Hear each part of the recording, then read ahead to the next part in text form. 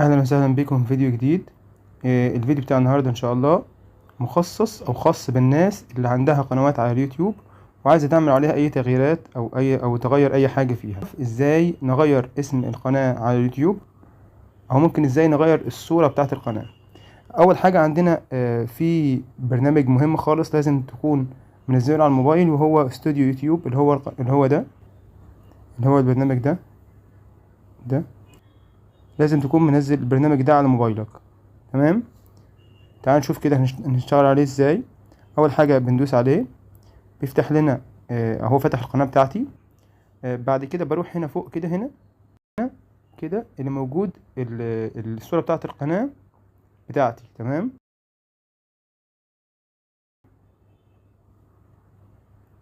بص كده هندوس عليها كده بيفتح لي اسم القناه اهو، ده ودي الصوره بتاعتها. تمام، انا عايز اغيرهم دلوقتي. تمام، فانا هعمل ايه؟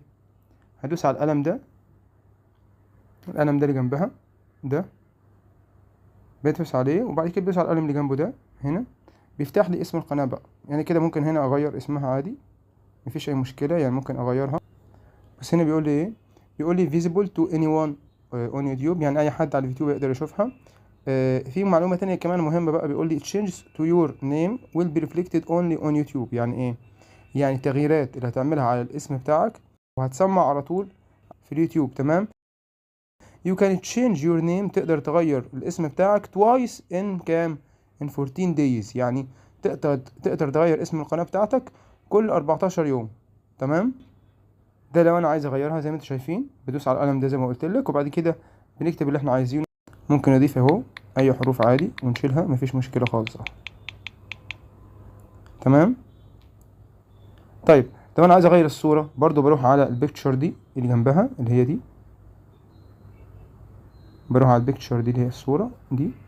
تمام، بص كده بدوس عليها كده بيفتح لي على طول الصور اللي عندي اللي ينفع اختار منها. ممكن اقول هنا كاميرا او جاليري. كاميرا لو انا هصور كاميرا، جاليري اهو، جاليري اللي هيفتح لي الصور اللي عندي على الموبايل. تمام، تعال نشوفها كده. تعال نشوف الجاليري كده بيفتح خلاص بقى، بيخش على الموبايل عندي وبيشوف ايه الحاجات اللي ينفع عندي، ايه ينفع انزل منها. ممكن اغير كمان الديسكريبشن ده اللي هو الوصف بتاع القناة، ممكن نكتب فيه كلام برضو. بندوس على القلم هنا، ويعني القلم ده برضو بيفتحهم لي.